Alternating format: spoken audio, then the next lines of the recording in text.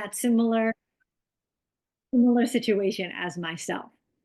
So first, let's talk about monarchs in this country and their status. Are they endangered? Are they threatened? We don't know. There's no clear answer yet. And what I mean by that is I attended for the first time my first U.S. Fish and Wildlife proposed listing hearing for endangered species. In this case, the monarchs are proposed to be a threatened species.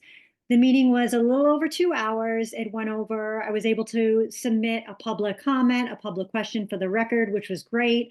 I learned a lot of what they were proposing. And if you want to throw in the chat or ask it, and any questions about what this listing might mean to you, if you're a land manager or just want to know more about this listing in general, I'm not going to focus on it during this presentation, but if you have specific questions, feel free to ask.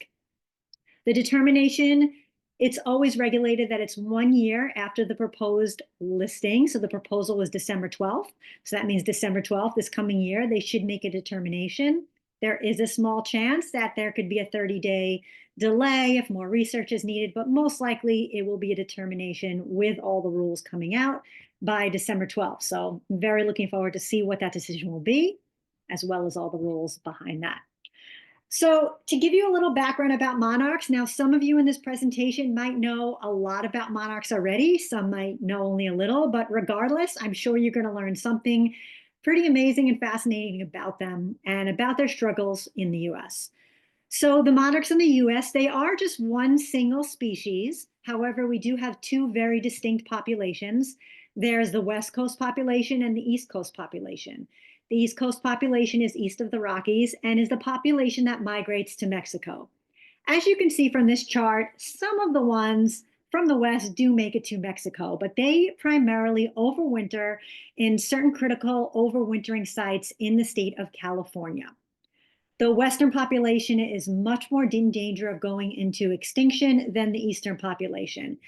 And just a side note that I feel that a lot of people don't know is that listing these monarchs, they're not really concerned that the monarchs as a species will go extinct. And this is because monarchs exist around the globe, not native. They can be, brought there, whether intentionally, introduced on purpose, or by accident. But there's monarchs in Australia, in South America, in many other places. So as a species, the likelihood of them going extinct is low. However, what is in danger is the migration. So the migration is what's really threatening and in danger of going extinct in this country. So that's what we're really aiming to protect, is this migration to Mexico. Now you can also see from this chart that sometimes, especially from my area in New York City in the Northeast, the monarchs start heading down to Mexico and they kind of take a little bit turn east and go to Florida and think, oh, this looks nice.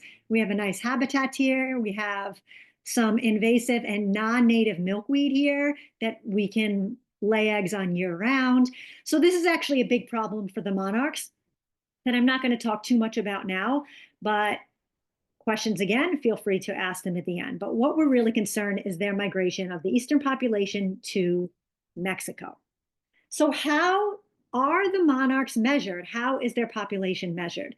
So they are measured during their overwintering time at the overwintering sites. So in California, it would be measured in the California overwintering sites. And the Eastern population is mainly measured in Mexico by the amount of hectares in the forest that they occupy in their overwintering areas. And many of you may be familiar with hectares, maybe not. A hectare is about 2.5 acres. And the scientists have determined that there are approximately 21.1 million butterflies per hectare.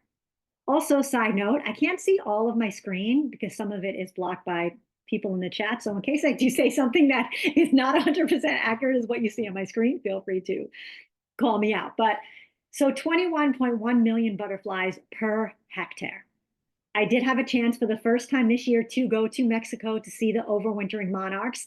It should be something that everybody does once in their life. It's a wonder of the world. I'm lucky enough to have planned 2 groups to go again next year. Any questions again about Mexico, feel free to ask at the end in the chat. And I will be leaving plenty of time at the end of the presentation for questions. So let's talk about the population and how they've been doing. And again, we're just going to focus on the Eastern population. So in 2022 and 2023, there was a decrease. And the largest population ever occurred in 1996 to 1997, where the colonies covered over 18 hectares in Mexico, which was an estimated 380 million butterflies, which is incredible. The lowest population recorded was in 2013, 2014, with less than 1 hectare. So it was only 0.67 hectares. But it's estimated that 6 hectares at least are required to be able to sustain the Eastern monarch population. So that is an important number. Here's a chart. It's much easier to see the population. You can see in that 2013, 2014, the lowest number. You can see each year that there was a low number, that they are able to rebound. But as a general trend, it has been significantly decreasing over the years. And that's also why the proposed listing is coming into effect now.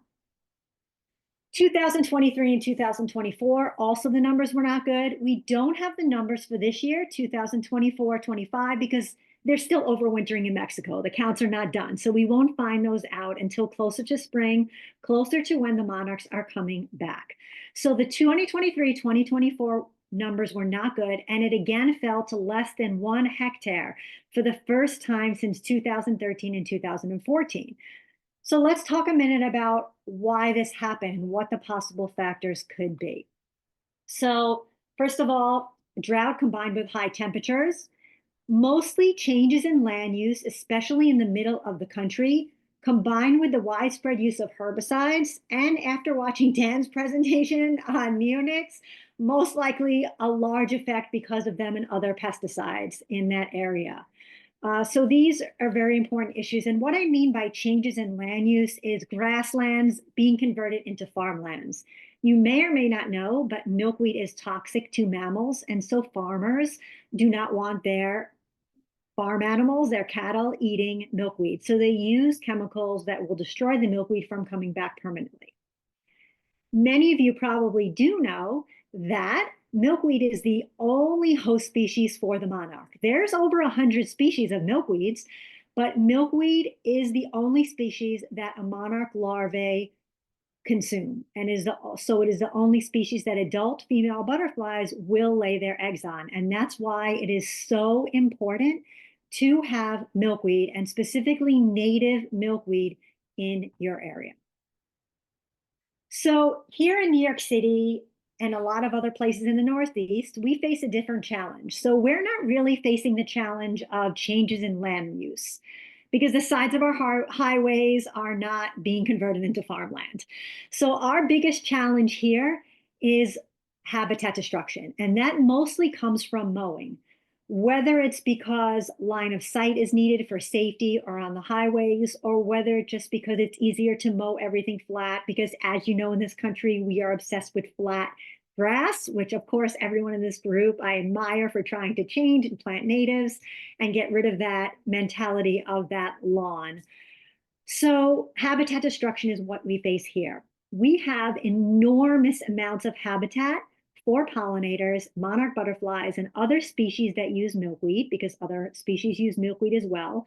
If you're familiar at all with New York City, all our major highways, such as the Bell Parkway, the Cross Island Parkway, the Clearview Expressway, the Cross Island Expressway, the Grand Central Parkway, the LIE, they are covered in milkweed. You can see I'm standing in a patch here, very tall, beautiful milkweed. This has not flowered yet. So amount of habitat is not a problem here. It's the destruction of the habitat.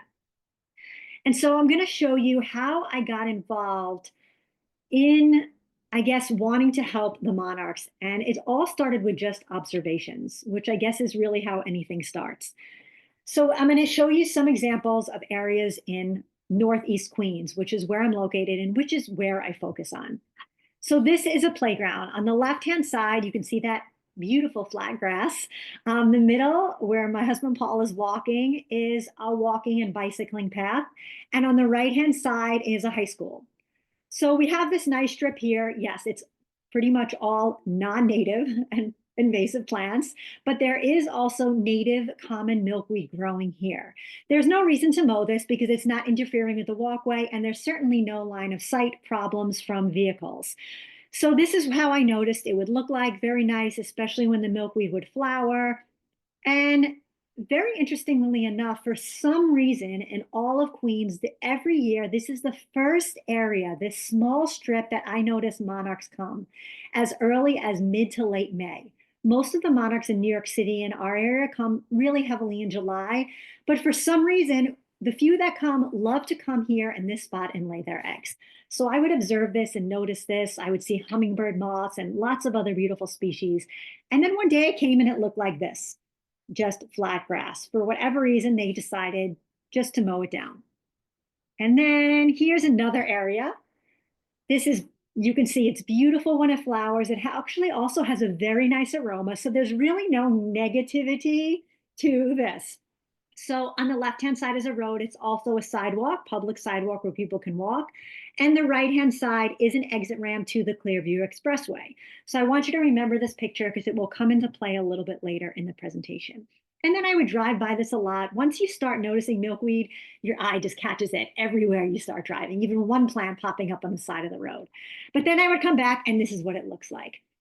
And seeing this is not only the destruction of the milkweed, but all of the creatures that were living in this milkweed, plus the milkweed plants themselves, are gone. Yes, the milkweed will be growing back, but all the caterpillars, all the eggs, obviously they are crushed up and destroyed. And once you become in love with the monarch butterfly and the caterpillars, this is very heartbreaking.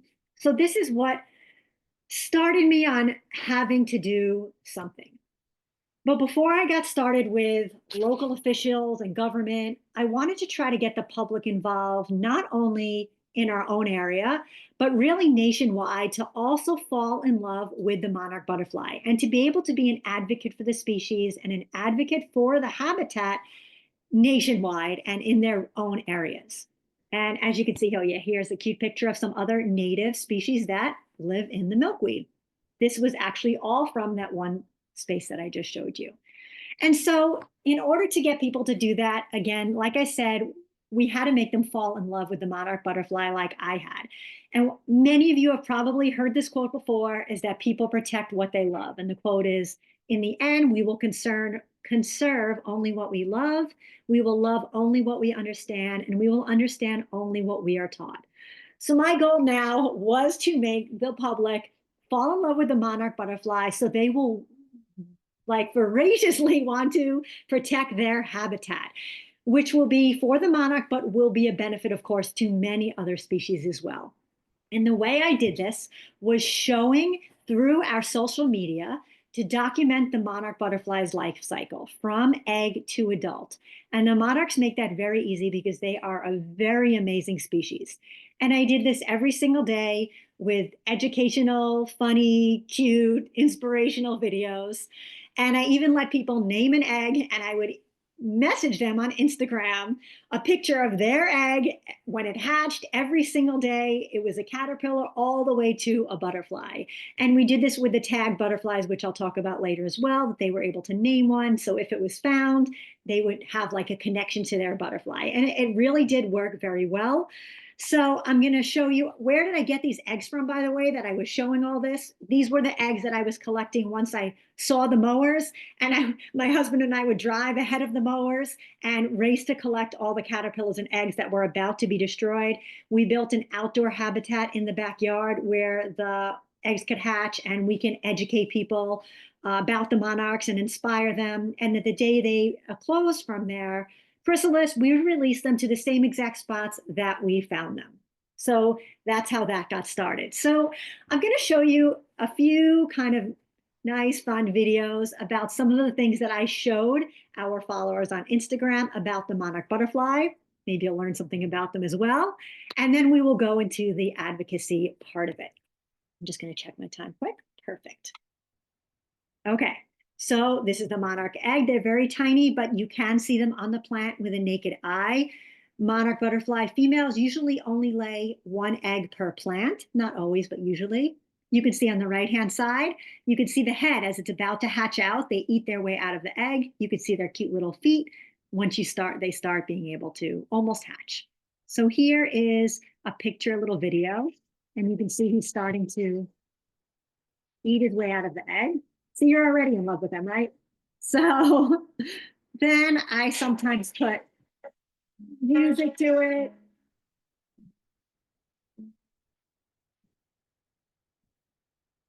And then almost all of them eat their egg as their first meal. And you can see how incredibly tiny there are. If you can even give you a second to find that little caterpillar, little larva next to my thumb. And on the left, you can see it again. And then on the right-hand side is just in 10 days, where I like to call them chunky boys, as people who follow us know. And we do cute things like we show how much they actually eat.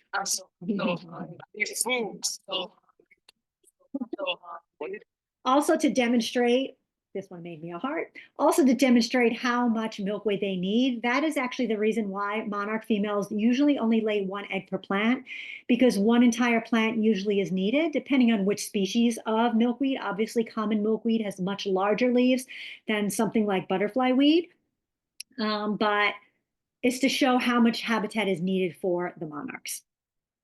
After about 10 to 12 days, they start forming a silk ball with their mouths. Then they walk and find that silk with their rears and hang from it. And we call this the J shape. And something absolutely spectacular and amazing is happening after these 10 to 12 days where it hangs in this J shape. And just so you know, monarchs are dependent on temperature. So the warmer it is, the quicker their life cycle will be. So they hang in this J shape for about 12 hours. And what they're doing is they're becoming a butterfly right underneath here while they're, to you, visually looking like a caterpillar. So here's just real time. You can see that first split, the split of their skin. And many people of the public think that monarchs create a chrysalis, but they're really just shedding their skin to reveal what is underneath, what they've been creating during that hanging for 12 hours. And so I'll show you a little reel I made, which is a time lapse. In real time, it was about 3.5 minutes, but this is a very quick time lapse of this caterpillar that is ready to shed its skin and turn into the chrysalis.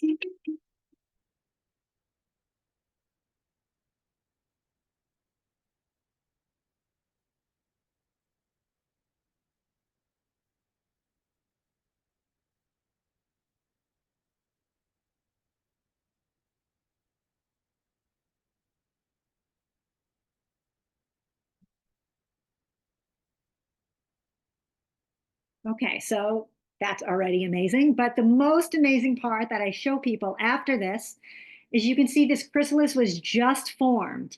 It just shed its skin. To you, it just looked like a caterpillar, but you can already see the parts of the butterfly underneath.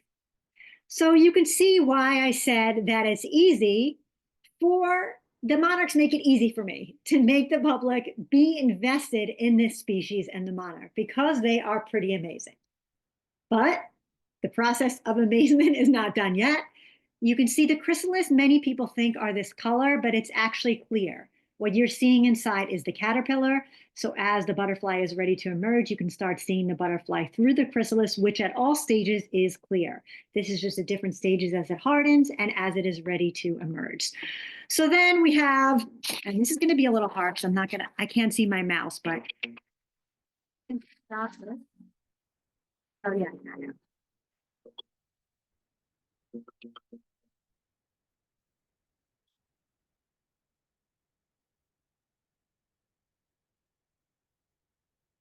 So you could see how large the abdomen is. So now the monarch is basically going to pump fluid from the abdomen into the wings. So the wings get larger and the abdomen gets smaller. They can't fly until the wings, of course, get larger and they dry. The proboscis, as if their life cycle was not complicated enough, comes out in two parts. As I'm sure you know, the proboscis is what they use to feed and it acts like a straw. And so they have to zip that proboscis together. Here's a great picture. You can see how it's in two parts. Here's a pretty cool video of it using its palps to zip the proboscis together. You can see one drop of liquid it uses to aid in zipping that proboscis. So as it emerges, it pumps the fluid, and zips his proboscis at the same time. And here last is a little time lapse of the monarch's wings getting larger.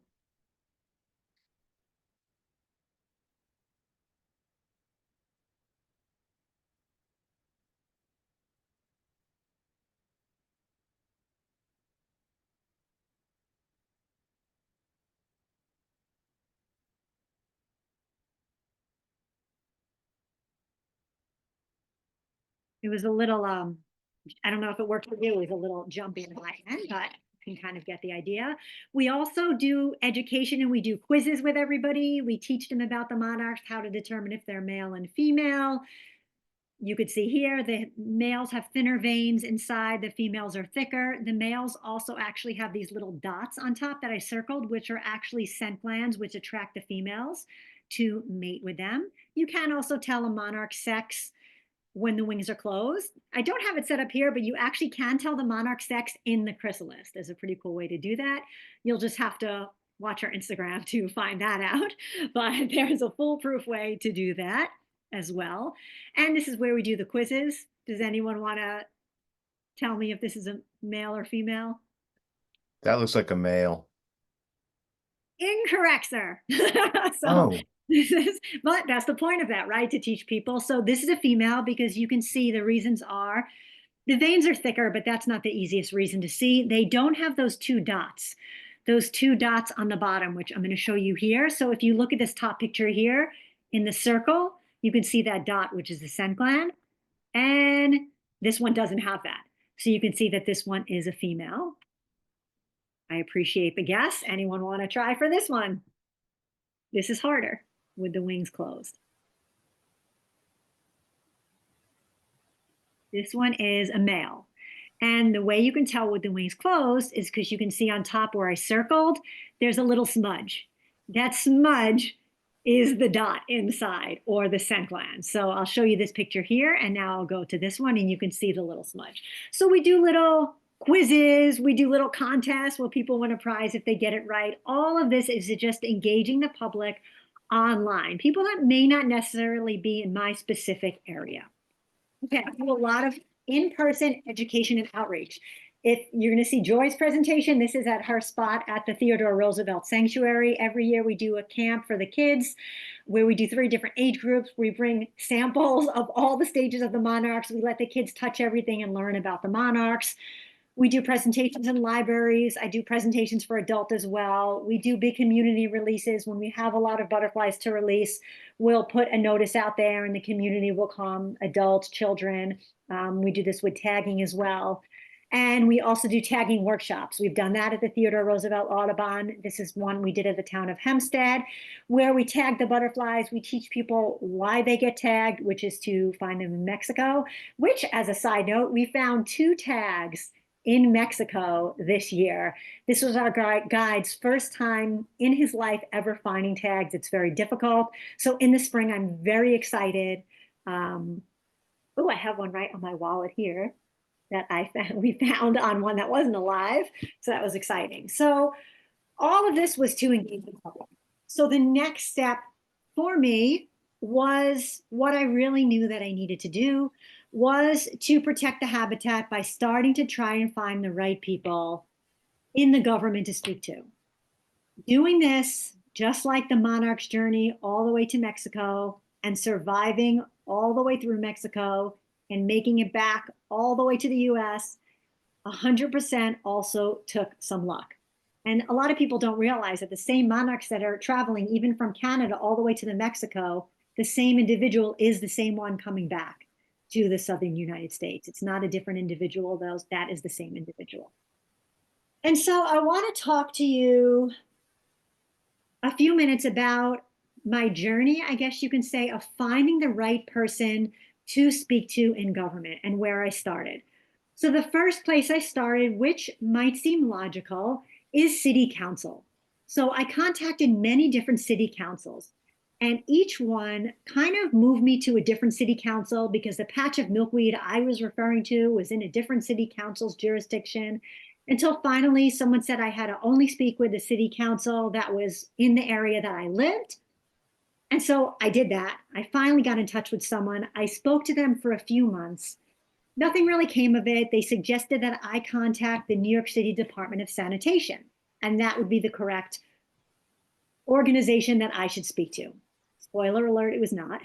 But then I got someone in the Department of Sanitation to call me back. While I was on the phone, he said he had the flu, but he would speak to me. And so we spoke for maybe 20 minutes. He said that what I was discussing as far as the highways and the mowing was a multi-agency thing, and he's going to talk to superiors not to get my hopes up, which already my hopes are up because I finally got talking to someone who I thought was the right person. So it was very exciting. Months went by after that, and I heard nothing back at all. So next, this is where some of the luck comes in. So randomly, I was in one of my habitats on the side of the road collecting some milkweed, and some man came up to me and asked me what I was doing because I was clipping some of the milkweed. And I told him about the project I was working on, and he was very excited about it. And he said that he was actually a super steward for the New York City Parks Department. And then a few weeks later, he told me that he had a couple of people in parks that were very interested in the project. So of course, here we go, getting my hopes up again, super excited. I called these people, I think we texted, then I called them. They ended up not really being interested in the project and thought I wanted to become a super steward. Okay, so now already advocacy is not my strong point, so it's a lot of ups and downs, which people who do this, I'm sure know already. But a month later again went by, and the same man on the side of the road who met me said he talked to somebody who was very high up in the New York City Parks Department. This is the person you see pictured here on your screen. His name is Matt Simmons. He's even higher up now, but when I met with him, he was the parks administrator, New York City Parks Administrator for all of Northeast Queens. And he was willing to meet with me. We spoke on the phone, but I pushed really for an in-person meeting. I am an in-person person. I'm not good on the phone. So I had to do what my strength was. So we were able to set up a meeting. We went to his parks office. And I think to all of our surprise, the meeting was an hour and a half. So I think it was expected to just be a few minutes, but he was very, very interested in what I was doing and the ideas I was presenting to him, which I will tell you about and why it worked in a few minutes. From that, which I already got, great ideas and a start, he connected me, and we all three met in person with Frank Caniglio, who was in charge of all the maintenance in Eastern Queens from the New York City Department of Transportation. So now this is like, now I'm really excited, and for a good reason. So we met, and this was the start of really being able to protect the policy. So now let's talk a little more about that. I am still good on time, so let's talk about what I went over, because I knew I couldn't go into them with what I really wanted, all of the change that really needed to be done, because it just wouldn't have been effective. So first, I want to show you what some really great management ideas are for milkweed in case you have areas that you are able to do this with. This is not what I propose or what we're doing, but this is the most ideal management ideas for areas that do have to be maintained. And some states already do this. And that is cutting milkweed at sections of 10 to 12 inches instead of completely mowing them flat. Not mowing some sections at all during critical times such as June to mid-September. The areas that need to be mowed, mowing half the area, and maybe waiting 30 days to mow the other half to allow the monarchs to complete their life cycle. But I had to make things as simple as possible for them to say, yes, we're ready to work with you and we're ready to protect the habitat. Because, this is New York City DOT, New York City Parks, they're not going to be doing more work. So what I have been working on, what the practical management is. Basically, they have to do nothing. So I have gotten them to agree that I am able, with my own supplies, string rope, fencing, which my husband has been amazing in setting up, pick certain areas of milkweed along the roadsides that I don't think that will affect line of sights, and put signs up and ropes and posts. So when the mowers come, it's obvious to them that that area is protected. Very easy. They have to do nothing, just less mowing. I was able to get some signs from the New York City parks, and those signs I used on the non-public facing areas. And then I purchased signs from Monarch Watch that's this white sign you see on the left that shows a little bit more about what this area is, about the milkweed, and I use those on the public facing areas. And I manage the areas by hand weeding, clipping any unhealthy milkweed, because mowing actually can be healthy for the milkweed, especially when it's infested by aphids or overrun by other invasive species. And I also don't want the public to complain. So I manage the areas by just making it look nice. Um, when in the areas that can have no management at all, where it wasn't really feasible to rope off and things like that, I asked them to just give me a 1 day notice before the mowing took place. That way, if possible, I can relocate some of the eggs and the caterpillars and save some of the milkweed. So here's just, you could see Paul. I like to give him credit because in all of the recognition that I've gotten from the New York Times, from Nature, they never once mentioned Paul. And so here is my husband, Paul, putting up the signs, driving me to locations. He sometimes accompanies me because, sadly to say, I don't always feel safe as a woman on the roadsides. I always have, but this year I had an incident where someone approached me on the roadside where they shouldn't have. So now I always have to have someone accompany me because safety first. So you can see we put up signs and we're able to get a lot of areas, and it's been very successful. Here's an area that I roped off. This is that area I told you to remember, that picture I showed you by the Clearview Expressway. The DOT actually came after we roped this off and put cones and caution tape to make the area larger, to show that I can actually increase it. And so we made it larger, and this is what it looks like in the summer. It looks very nice. People can read about it on the sidewalk. They can see, and only a very small amount of that habitat now is mowed. This year, I've also gotten huge areas not to be mowed at all, which is obviously the goal, because it's not feasible for me to just rope off all these small areas. And if they cannot mow certain areas, that would be the best. Of course, this comes with a lot of challenges. It's not only finding the right contact, but it's maintaining the communication constantly, the consistency and the repetition. Someone to be on mute. Thank you. And even when all this is accomplished, you must remember that failures will happen. And of course, I've had failures. Areas that weren't supposed to be mowed at all are mowed. That area I showed you along that high school in the park, that's been one of my most difficult spots not to be mowed. That's actually parks and not DOT. DOT has been actually, and surprisingly to me, much easier to work with than Parks Department. But this comes all the way back to people being advocates and people being involved. And more than twice during this past summer, I've had people at the school who are like working in construction and engineers. They all like see me and they all have my text number. And they text me saying they were going to mow. And I ran up to them and told them, you can't mow here. Look at this sign. You know, we're protecting this area. So it's even people, construction people, looking out now for the monarch butterfly. The other important thing that I've learned, that it's not only essential to success to get high up policymakers involved, but it's the lowest laborer who's physically doing the mowing that you need to get involved. And this year I had to meet with someone in one area who was the person who physically mows, and I gave him a little tour of the area and what should be mowed and what shouldn't. And talking to those people as well is essential, because there is not only a consistent communication from the higher ups all the way down to the people who are physically doing the mowing. So that's something that is very important that I noticed. One other thing, and I will leave time for questions, but I did start a volunteer program also, which has helped me immensely. We have a sign up that starts in July and goes through September every year. And people can come and help me starting at 6 a.m.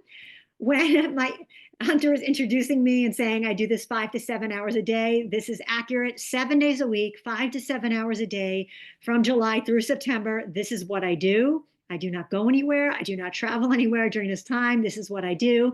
And the volunteers have been very helpful with that, not only helping me with the eggs we collect, but helping me, maintain the ropes and the fencing and the signs. hand weeding with me, which takes so much effort, especially difficult when it's 90 degrees out in the hot sun. So they have been essential to this project as well. They also get to help with the release of butterflies and with the tagging of butterflies. So I will now take this time to answer questions. But before that, just know that I feel that anything you do, whether you do this professionally or as a private citizen or as a citizen scientist, whether it's planning native, everything makes a difference. I have had people say, like, in the grand scheme of things, what I've accomplished is a small scale and can't really help the species. But I don't feel that way because I feel that I've also been able to inspire people across the entire country to help advocate for the monarchs. And just like, Kelly was speaking at his keynote, it's all about even small areas and connecting them so everybody can make a difference. And I know I certainly have made a difference with the individual monarch butterflies that are not crushed up by the mowers. So, questions about the listing, Mexico, working with city agencies, public outreach, or anything about this. Also, this is our Instagram if anybody would like to follow us and during the summer, watch our cute and funny videos. I'm going to also try to stop sharing my screen so I can speak with you guys. Let me go to this. Okay, great. I am ready for questions. Thank you so much, Robyn, for that amazing presentation. So we do have a few questions. I will say one of the ones that aligns with my questions. Your Instagram, I know you just have it up on that screen. Is there any way for you to post that handle into the chat so that folks can follow it? It's a couple without borders. And that is I think, did it come up on there? Is it in the chat? I see it. Okay, so that's the handle, a couple without borders. When you go in there, you'll see right now mostly birds. I'm a birder and insects as well, macro photography. And then starting in July, our stories they're both vegans. Today's story is about making nut milk. But it's mostly about nature and birds and insects and wildlife. Perfect. Well, with the amazing passion that you were able to share with us today, I'm sure we're all eager to follow your journey, whatever that looks like. So we have one of the first questions. It comes from Russ Cohen. I saw what appears to be Queen Anne's lace, aka wild carrot, growing along the fence by the bike path. Although this is a non-native species, I understand it has significant value to pollinators. So much so that I've heard that there's no reason to remove it if you care about pollinators. Do you have any commentary on that? I do, 100%. And that's not one of the plants that I remove when I'm weeding. It's more of just those grasses that are growing into the path, the swallowtail butterflies, that is a host plant for them.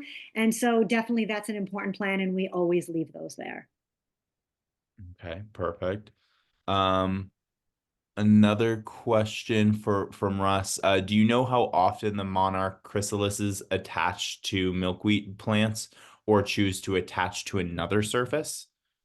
Mostly they will not attach to a milkweed plant. The reason being they tend to travel pretty far sometimes, distances to make their chrysalis. On the milkweed plant is other caterpillars eating the milkweed. There may be a higher level of predators to the monarchs in the milkweed, so they're going to go somewhere apart from the milkweed plant to make their chrysalis. And you can find chrysalis in very strange places. Underneath car tires, on fences, really any hard surface. They prefer a hard surface to make it on, and they usually will not, hardly ever will make a chrysalis on the milkweed plant. Okay.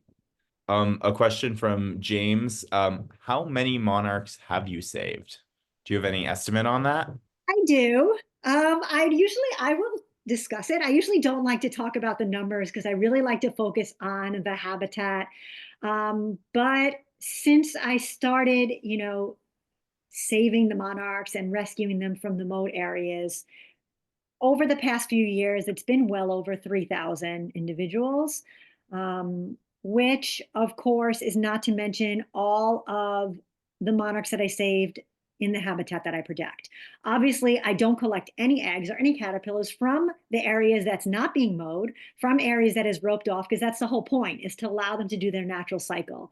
The ones that I am rescuing are ones that are literally going to be destroyed by a mower. But it's been several thousand. Okay, that is truly amazing, and I'm sure they thank you for it too. Um, we've heard that captive raising monarchs can be less good for the butterflies, that is, than creating lots of good habitat for them to do their metamorphosis thing on their own. Is that true?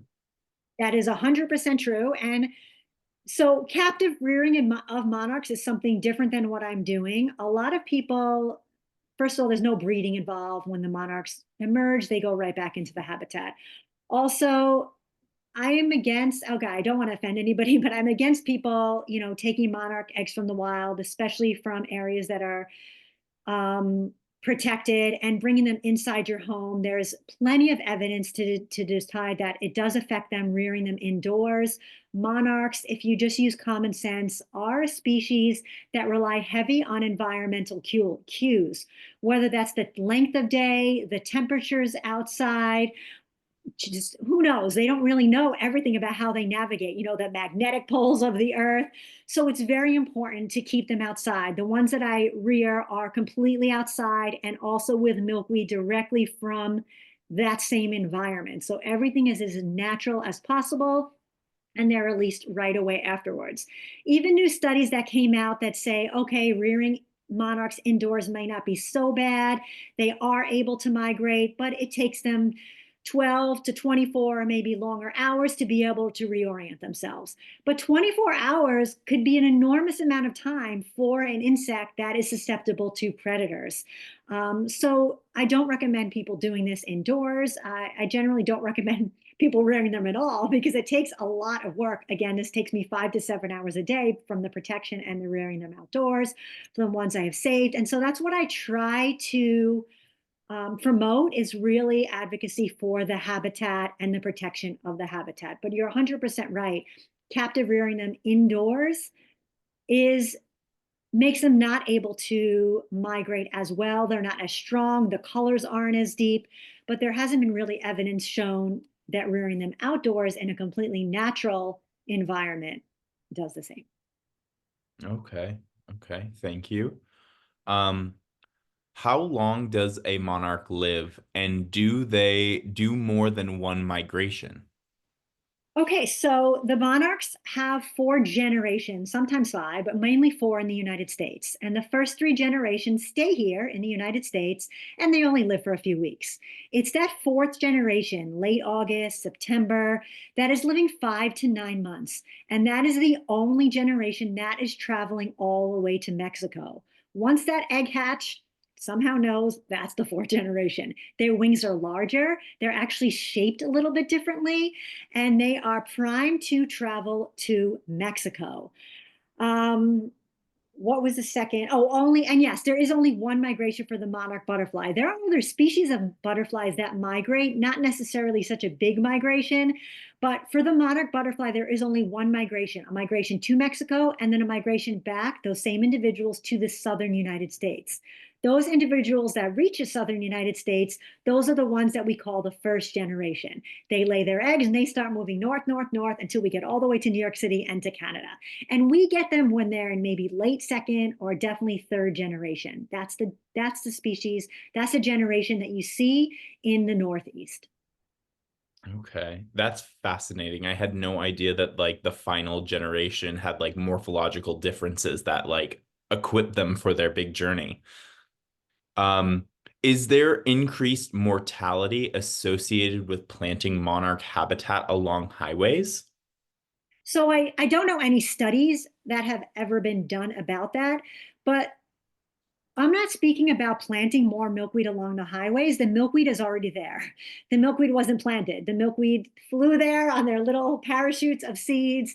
And sides of the highways are very great for the milkweed plant, especially the common milkweed. Swamp milkweed's a little different, it requires a lot more moist habitat.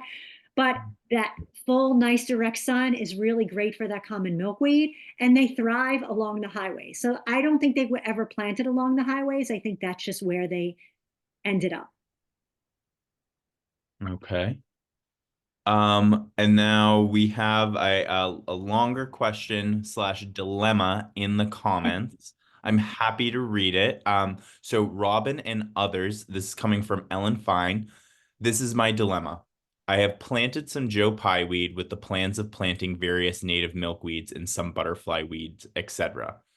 Here, the dilemma, many, though not all of my neighbors, use lawn services who use neonics. Is it cruel of me to attract monarchs and other pollinators if pesticides are just going to take them out? I have and I have Mass Department of Agricultural Resources pesticide division at my house several times. Each time they measured my neighbor's pesticide on my land, but took no punitive action. This is a really great question and dilemma. And this is something that comes up in a lot of the Monarch, I guess, Facebook groups, which actually drive me crazy. But this is an actually very valid dilemma that people have, that people are planting milkweed and attracting pollinators, and their neighbors are using pesticides. But I mean, what is the alternative? The alternative is to not plant anything native, to not attract any pollinators. I don't think that's a good alternative. I think we do the best we can to educate people as much as we can to not use pesticides on our own areas. What people have done before with this is using some kind of mesh or covering to try to mitigate the effects of pesticides. I don't really know if it's working really well, or putting some kind of solid covering when you know your neighbors may be spraying, but maybe you don't know, but maybe try to find out. Maybe try to find out, at least if they're not willing not to use pesticides, when will they be doing the spraying? Then cover all of your plants when they will be doing the spraying, or when you see the landscapers coming. So that's a way that you can, and one of the ways you can mitigate the pesticides consequences, I guess you can say, for your own property. So I still suggest you attracting monarchs, planting native plants, planting for those pollinators, and just doing the best that you can to mitigate the consequences of the pesticide use. And that's one of the really good ways to go about it. Okay. Okay. And then I have two questions Yeah. myself. So is there so there's over like almost over 100 different species of Mhm. milkweeds to the United States, and I didn't know if there was a specific species that you see them loving the most, or that you exclusively use, or any species that we should stay away from if we want to attract monarchs. Please stay away from tropical milkweed. I implore you to please stay away from tropical milkweed. And if I wasn't clear, don't plant tropical milkweed. Okay, so anyway, it's more of an issue, not really in the Northeast where we have cold winters. It's more of an issue in where it stays warm all year round. Find Mhm. out what milkweed is native in your area. I'm familiar mostly with the success of the milkweeds in the Northeast, and I have found that monarchs love common milkweed. They have giant leaves, some of the leaves bigger than my entire hand, huge. They're great. They're very hardy. They're on the roadsides. Swamp milkweed is also very popular here. I find that they don't prefer butterfly weed, but they will use it. They don't prefer world milkweed, WHORLED, just from my observations, but they will use it. Common, I found they, I guess, love the most, but it may be different in everybody's individual states, depending on what milkweed is prevalent there. Okay, thank you. And then what is it? Someone just chimed in the chat with related to the next question I was going to ask. Have you noticed any like negative impact with like the black swallowwort that they seem to lay their eggs on occasionally? Or have Uh, you? Not, I have had no experience with that here. There's in Okay. New York City, we don't have that issue at all. Okay, fabulous. Fabulous. So I think with that, we've worked our way through all the questions, and we are a little bit early, but I think that this is the perfect opportunity for us to all move over to the Speaker Garden Track 2. where we can just chit chat. And if you have any other questions or dilemmas that you want to chat about with Robyn, I think that's the perfect place to do it. So, but with that, please complete, if you do have the space, please complete the evaluation found form, which can be found on the contents tab for this room. We would really, really appreciate your feedback. And then in this room, the final session in this track will begin at 3 p.m. with Sarah Weiner Cooper, and she will be presenting on an organic lawn to meadow conversion, shifting mindsets. Oh, you're the meadow house. See you all soon.